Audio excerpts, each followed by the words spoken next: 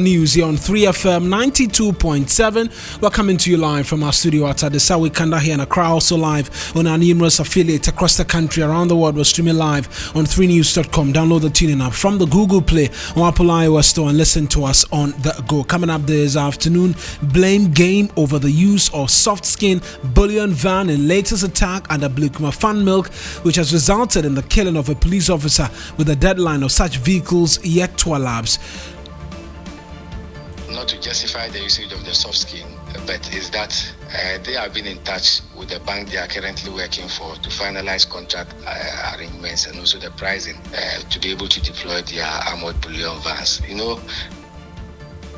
We'll hear from residents who are living in fear, plus more from the police who are on a manhunt for the robbers. Also, one person shot dead and another left in critical condition after gunmen opened fire at a youth base near Binduri Market in the Upper East region. Finance Ministry meets independent power producers this afternoon to forestall the planned shutdown of their plants over government indebtedness. For former PIAC Vice Chair, however, government cannot absolve itself of blame for the current development. And much later, we take you to Asin North constituency as Vice President Muhammadu Bawumia storms the area to commission the Asin Fosu to Asin Praso track road. Meanwhile, at the NPP's headquarters, filing of nominations has resumed. We get details of all these and a lot more if you stay with us for the next 30 minutes.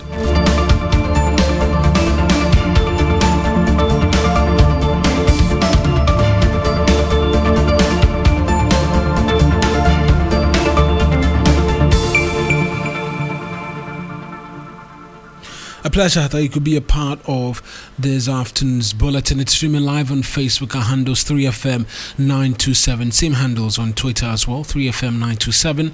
I am Eric Mawuena Egbeta. Let's settle for the details now. And the search for who to blame over the recent armed attack on a bullion van at Blakuma is on as the police, banks and bullion van association point fingers as to what should have been to make the entire process a lot safer. Residents of the Fan Milk area yesterday were left scarred after 4 armed men on motorbikes attacked a bullion van, which we now know made a stop at the Star Oil fuel station to pick up cash. The robbers gunned down the officer while firing shots before making away with 2 bags with unspecified amount of cash. My colleague Godwin Asiliba was in the area and reports.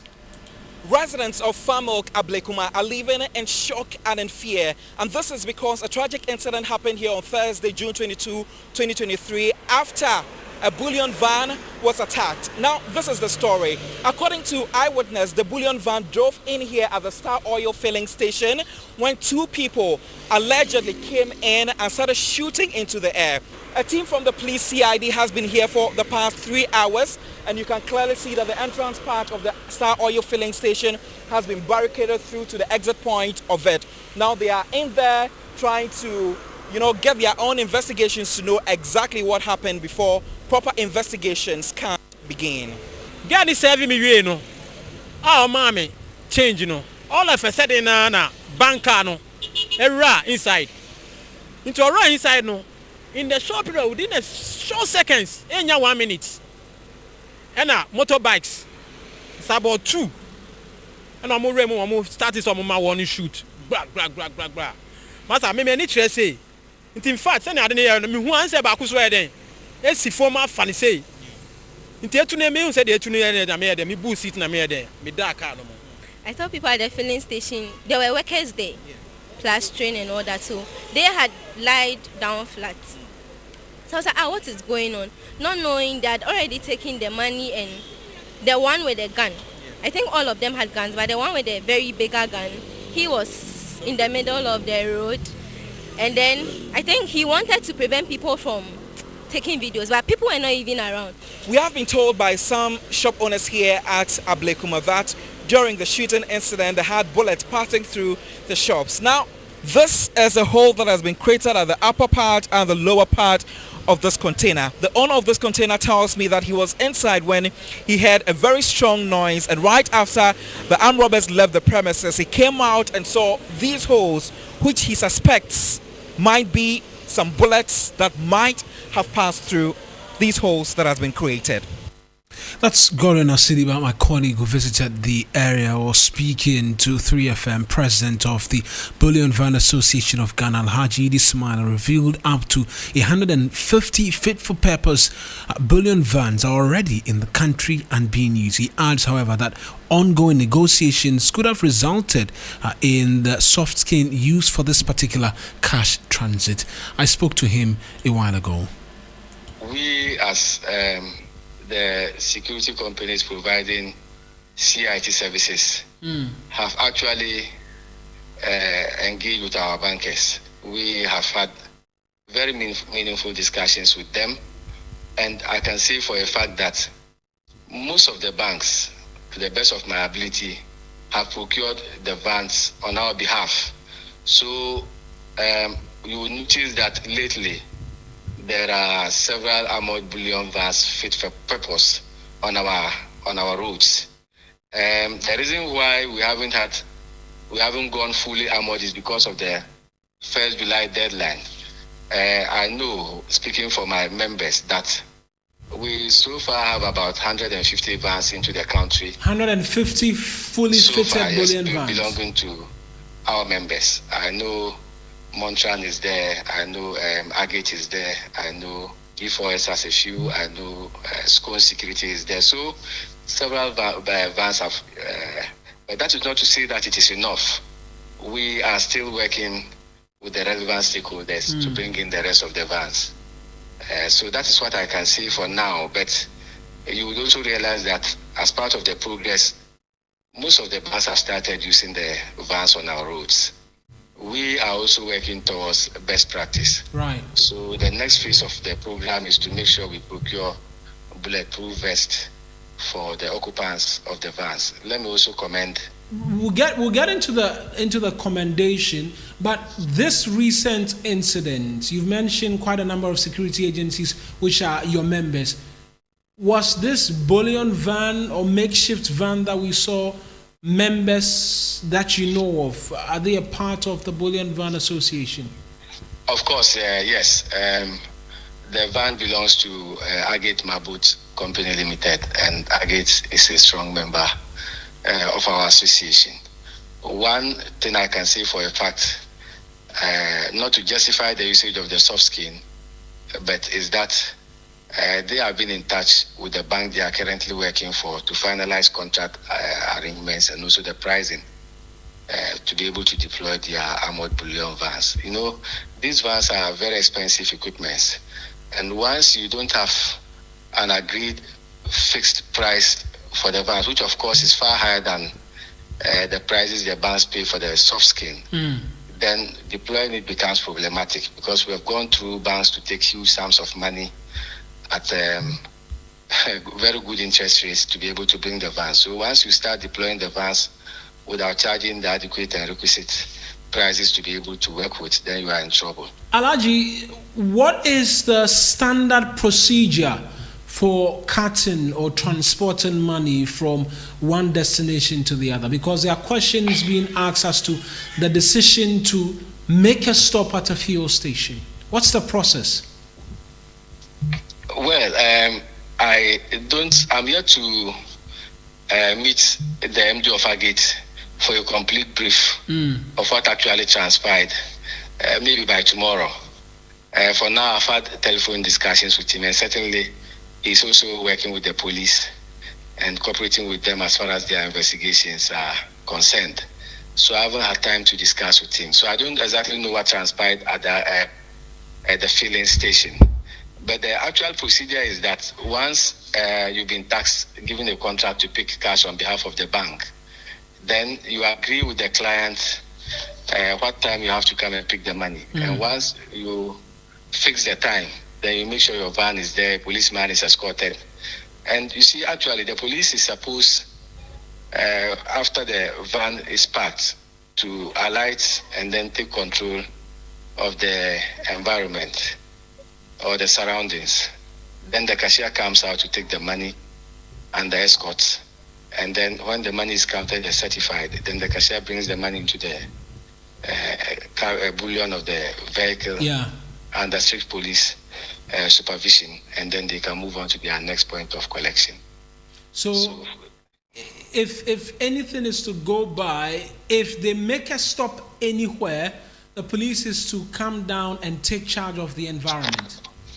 Yes, that is of course the case. The standard procedure. Yes, but in this case, the van hadn't even stopped, because I've seen some videos which I don't want to speak to. Which I don't want to rely on, but you will notice that the van hadn't stopped. So the argument can be made that it was a bit stationary. It was a bit stationary. It hadn't stopped. Right. So if it had stopped, then certainly the policeman would have come out to take charge of the situation before the cashier comes out. But in that normal circumstance, drivers are supposed to be behind their wheels throughout this process. So that in the unlikely event of any mishap, then the driver can also move the van away from danger. I know it's early days here. That's what we're seeking to get an understanding, because some of these questions are coming up. What is the standard procedure? Should they be making a stop to buy fuel or get groceries or anything when there's money on board? No. Actually, at the fuel station, they were to pick cash belonging to the fuel. Is it Star? What's the name Oil. Of the fuel station? They were to pick cash on behalf of the bank at the fuel station. Then they stop. No, once we set off, you are not supposed to even park to eat. No, we are not supposed to park to buy food.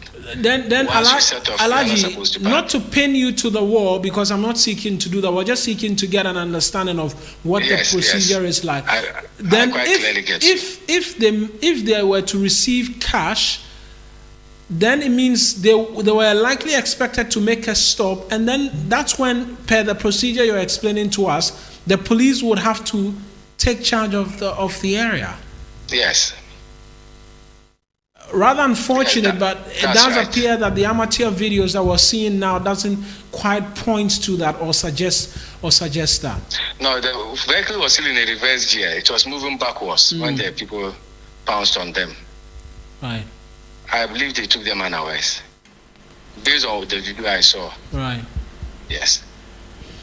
That's the president of the Bullion Van Association of Ghana, Alhaji Idi Smaila, there speaking to us as to exactly what it is that they know, but adds that they are aware of, or they have in their custody, up to 150 fully fitted bullion vans, and based off on negotiations with these banks, because he mentions that they bring the vans in at a cost to them, and so they have to negotiate to get good sums so that these banks can use it. It's a story we're going to stay on and get a lot more details as and when they do come through, but we're staying on security matters, but this time to the Upper East region, where one person has been shot dead and another in critical condition after yet another deadly armed attack at a youth base near Binduri Market. Reports say the unknown gunmen appeared nowhere with 3 motorbikes and shot at the youth base, killing one instantly, and the other was rushed to the Bogatanga Regional Hospital and is responding to treatment. And personnel of the Ghana Police Service, we understand, are tight-lipped on the matter, but our sources say a serious manhunt has been triggered to get the perpetrators of the crime. Simon Atugugri is a local reporter in the area, is joining us with some more details. Simon, from the eyewitnesses' account, what have we found out? How did the shooting happen? Yeah, good afternoon. The incident happens yesterday night around 7 p.m. when the youth of Binduri, they gather around the market square to pray. And so most of them, they are Muslims. So around that time, they were together to perform ablution and then go to pray. So there were many. So most of them, they performed the ablution, and then maybe all of them, some of them left to the mosque, and then 2 were still on the base that they were all seated. So the 3 people riding motorbikes came to the scene around that same time, and then they flashed a torch light, the motor's light on the 2 people who were seated there. So they asked them, why are you flashing us light? So the people, they were quiet, they didn't tell them anything, and so they dimmed the lights of their motorbike, and then shot at them. So one died instantly, and then one was rushed to Zebula Government Hospital last night. And then later on, they referred him to Regional Hospital in Borokatanga, and then he's responding to treatment. Do we know if any arrests have been made? No arrest has been made yet. Yes, but police are seriously on the ground. The military, they are there. They are all making sure that at least the perpetrators are brought to book. But residents are calling on the police to investigate the matter. This is the second time it has happened in the constituency or in the district, and then they are not happy with. So they are calling on the Ghana Police Service to make sure the perpetrators are brought to book. Right, then that's Simon rather, providing details there for us. He's a reporter in the area, Simon Atugugri, providing those details. You're listening to the news here on 3FM 92.7. To other matters now, in the Finance Ministry this afternoon meeting the independent power producers to forestall threats by the IPPs to shut down their plants. Government has up to next week Friday to settle close to $2 billion with the IPPs who threatened to pull the plants from power production as a result of the state's indebtedness. The country could lose significant amount of power should the IPPs carry through their threat, and government has offered to restructure the said debt, but that proposal has been rejected. I was speaking to Roland Walker on TV3's Midday, CEO of the Independent Power Generators Ghana, Eleclim Apetogbo, bemoaned continuous disappointment, including not receiving funds from ECG's recent debt recoveries. They would like to engage us. We hope something fruitful comes out of that. But just tell me, why do you wait till we have all these accruals in excess? How much? 2 billion? Almost. Almost 2 billion. June is just about to end, and we expect that it will get very close to 2 billion. Okay, so my question was, why do you wait till you have all this ramped up to this level? Oh, every contract, as far as payment is concerned, have credit days that your customer or the optical has to make a repayment for the services that have been rendered. We bill ECG on monthly basis, and we expect them that within the respective credit days, they are supposed to return to us with payment for the services rendered. But it has not been the case. Recently, we heard of ECG collecting over 3 billion, but I can tell you on authority that we have not received a dime out of that. This money did not even go to the cash waterfall. We don't receive anything from the cash waterfall again, so we don't really know what is happening. Does it mean that you are not usually told the truth in the line of communication? I can say yes to that. How, if that is the case, which you have, of course, affirmed is a yes, does that breed a certain mistrust between government, whether it's the Ministry of Energy, the Ministry of Finance, and then you, the independent power producers? What is happening is this. Ministry of Finance, let me say, has taken responsibility of the energy sector payment. And as usual, we have always channeled our communications or letters to the ministry with all these connected institutions in copy. So we expect anytime we write, either ECB will collaborate with the Ministry of Finance. That's Eleclim Apetogbo. He speaks, or is a CEO rather, of the independent power producer as well. The concerns have been one that have been shared by quite a number of individuals. We're contributing to the debate on the looming energy crisis. Former Vice Chair of the Public Interest and Accountability Committee, Kwame Janto, called out government for its failure to lessen the debt. I said, let's be honest with ourselves. Let's take the politics out. Energy is key. Let's take the politics out. And why government continues to play politics with some of these things, I do not understand it. The question should be asked the Minister of Finance. Why have you sat down? And I expect the President to be asking him in cabinet. I'm not in cabinet, but I expect the President to be asking him in cabinet. Or maybe the President knows something that we don't know.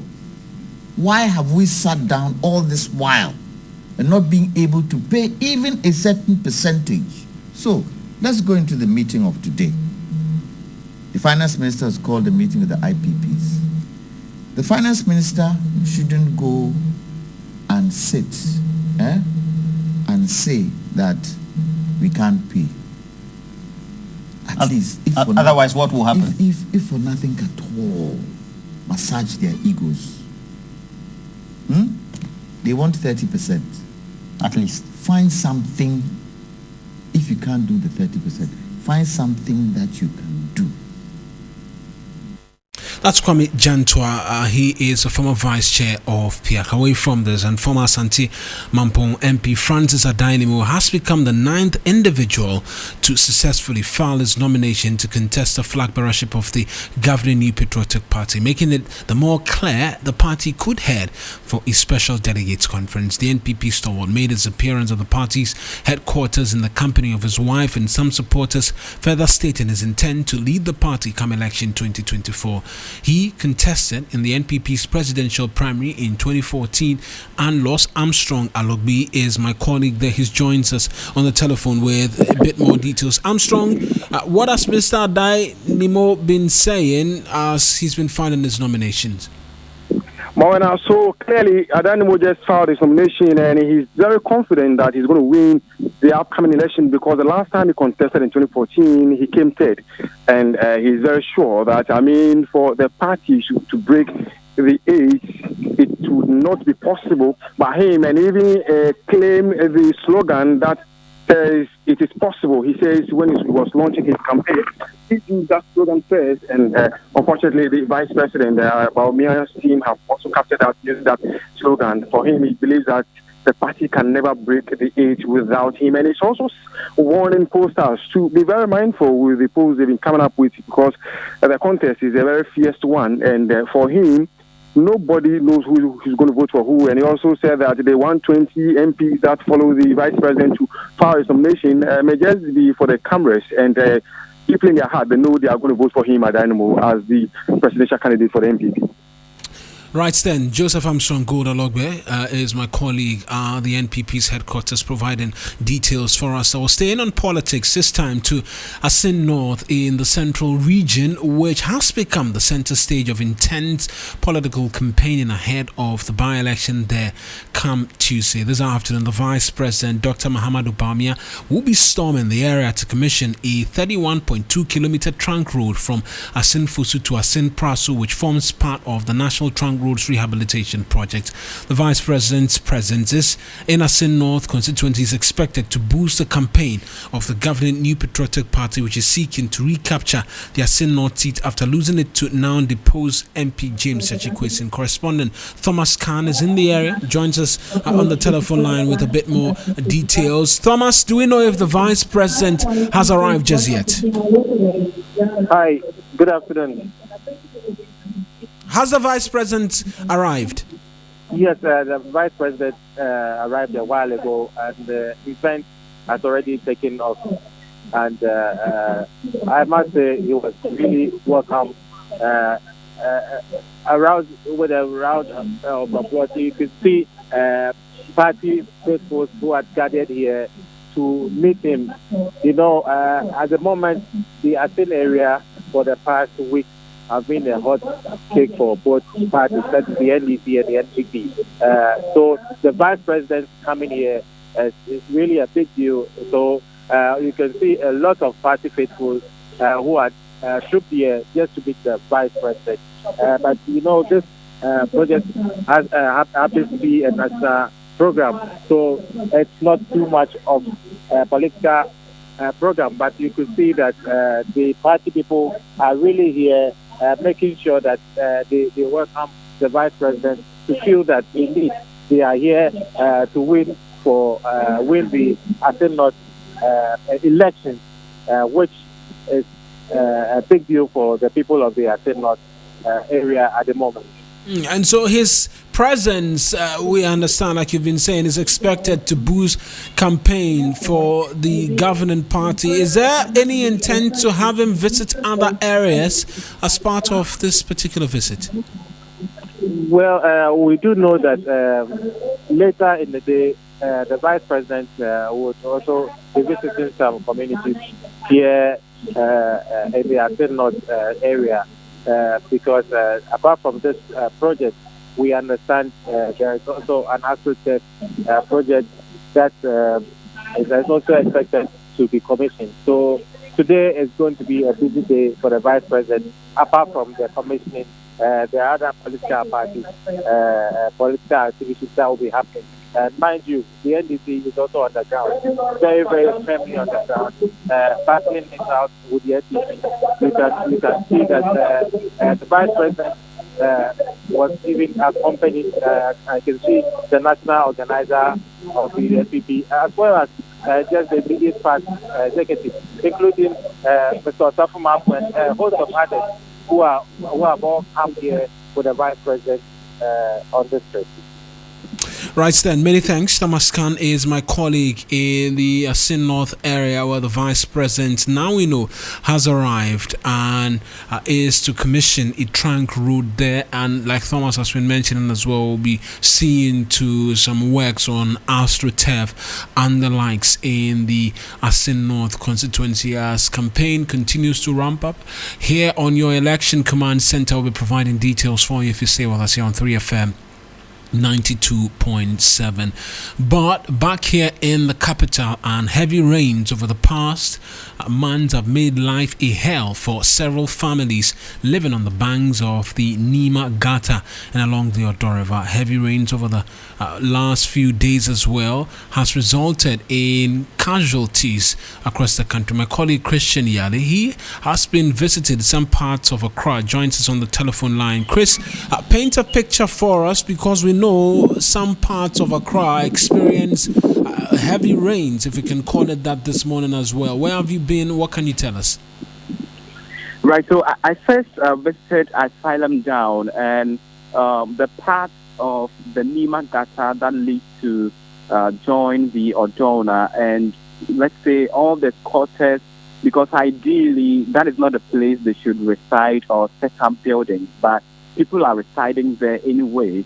And the devastating effect is that whenever it rains, because one side of the gutter is broken down, it floods all the residences there, all the buildings and the houses there. And as I speak to you, most of them have lost even their furniture. Talk about chairs, talk about tables, talk about beds. For instance, I could see them hang a lot of their beds outside in case the sunshine comes, so that they can make use of it later. They tell me that whenever it begins to rain, even in the midnight, it's sort of holding a vigil. They have to be awake because they can't tell how that is going to affect them in any way. And they have had to abandon work for days. And in some cases too, their children are unable to go to school because their school uniforms would be wet and all of that. We moved from there to Odona to engage some of the residents along the banks of the river.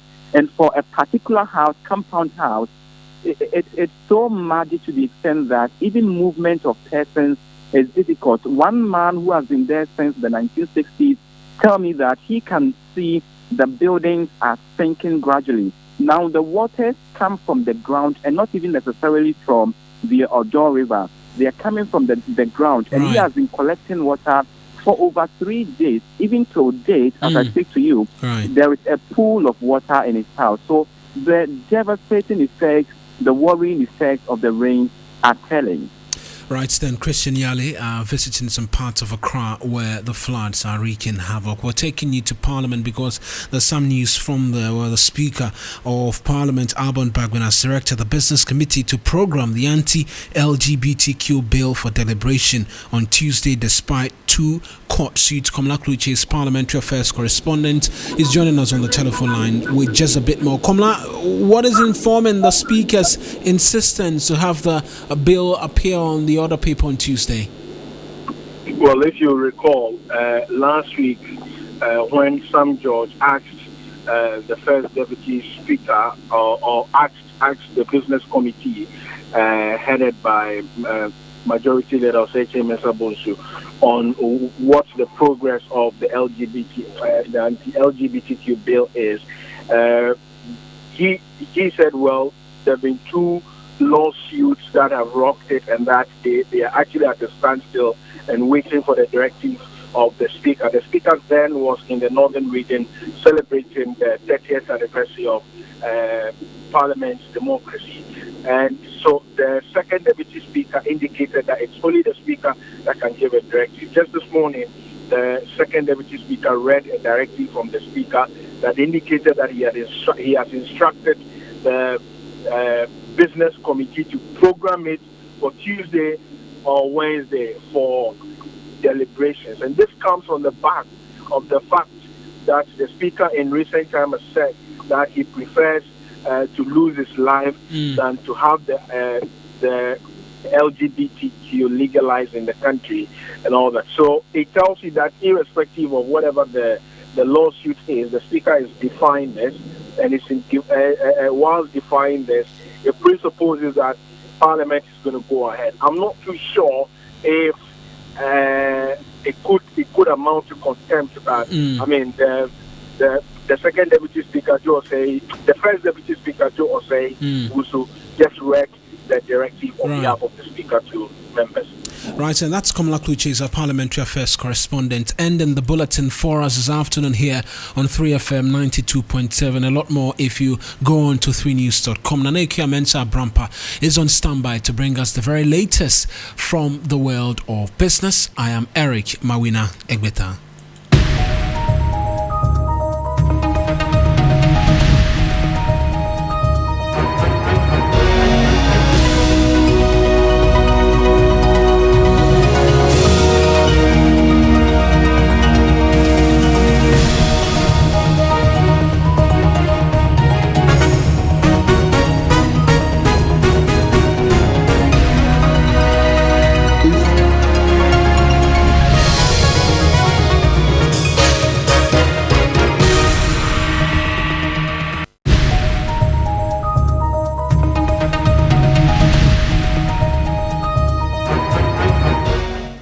A very good afternoon to you, and thank you for joining us on Business Daily. Coming up this afternoon, Senior Finance Lecturer at the University of Cape Coast Business School, optimistic Ghana's first quarter economic growth could spark investor confidence, and Ghana Union of Traders Association GUTA joins calls for the scrapping of taxes on sanitary parts. We have the details in a bit.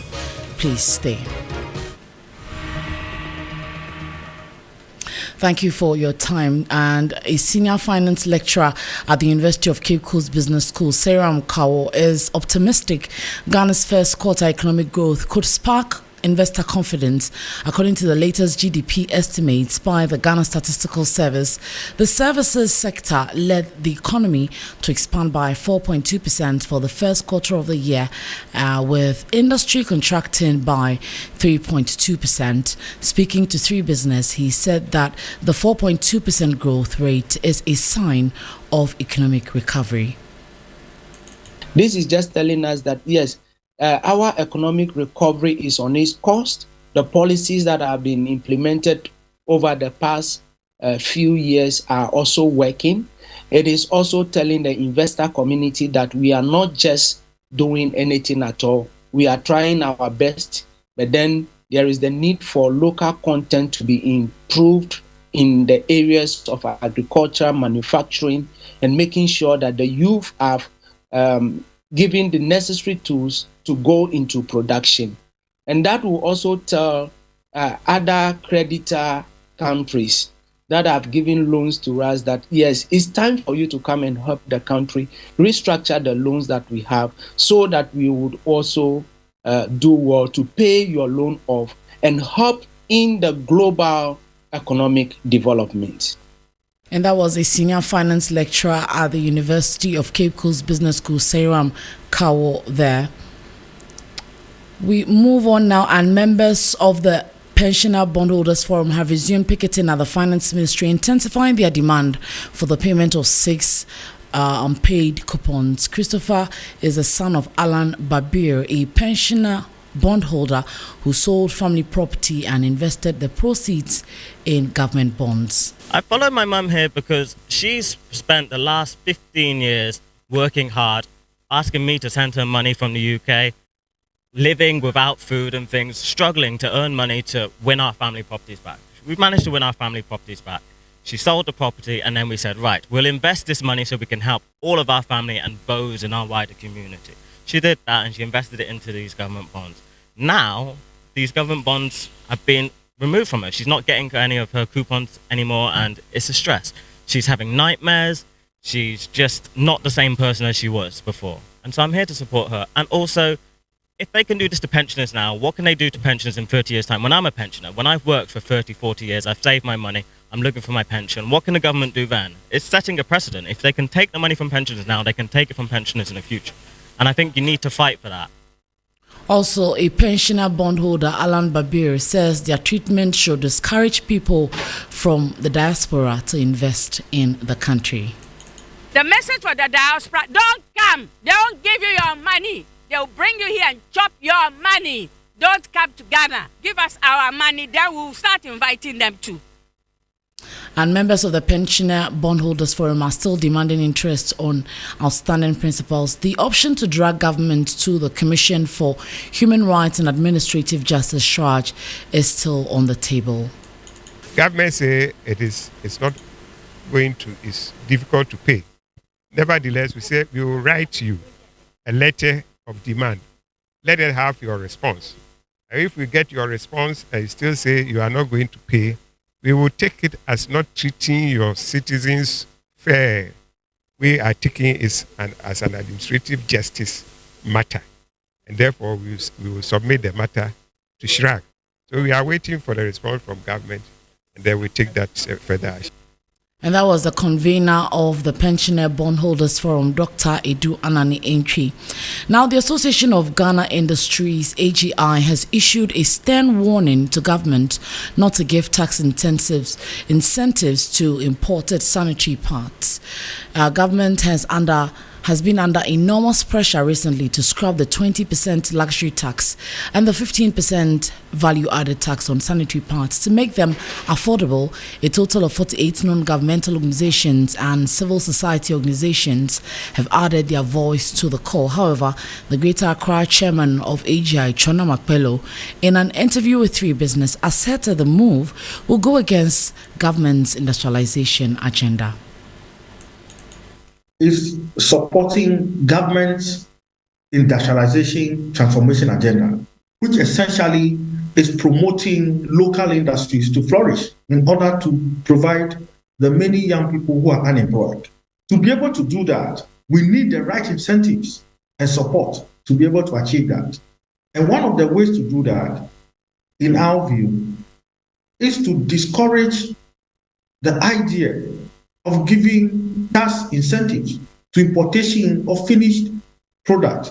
So the trust of AGI's call is essentially saying that AGI is against, and we're actually warning government not to give incentives, tax incentives to imported sanitary parts.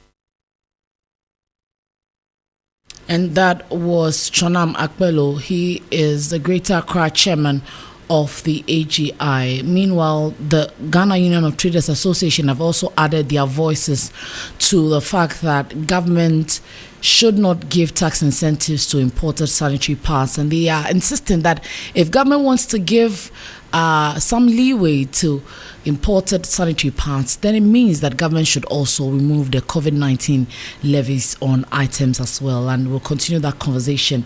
But just before we go, the Africa-China Center for Policy and Advisory says Ghana must begin to see the Asian country as a strategic partner in advancing infrastructural development in the country.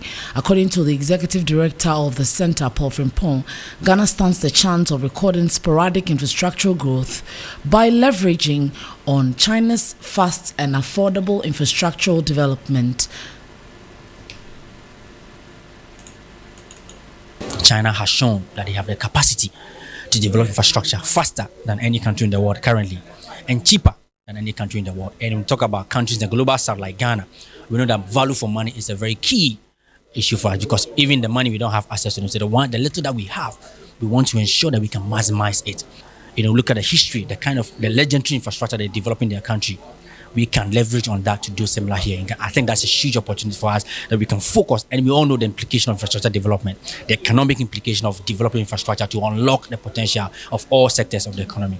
And something that we've been lacking all these years, something that we've been talking about all these years. I believe we can just specifically target China as the hardware of the country. Other countries can take the software of the country, dealing with them on human rights issues and other stuff. They also have an experience to help us in dealing with the human rights issues and all of that. But for China, I believe that the hard infrastructure, the hardware of building an economy will be a very good starting point to engage them more and more in this area. And that was Paul Frimpong, Executive Director at the Africa-China Center for Policy and Advisory, ending it for Business Daily this afternoon. When you log on to 3news.com, you have more business news updates there. My name is Nana Akua Mensah Aborampah, Black Rasta. The Kochoko man himself joins us after this. Black, I think you should come on in here. And Kochoko is happening. It's happening, right? Yeah, big time. It's happening. That is tomorrow. Tomorrow, yes. Alliance France said we are coming. Okay. You are coming. I'm going to buy a new flask from one of the shops because I need the cocoa like 3 liters, and my God. You said the masa, the kose, the kuli. You know, it's big time. So make sure that you are there. Yes. Okay, let me sacking me. You let me go with my trouble. Okay. Enjoy your show, Black. All right.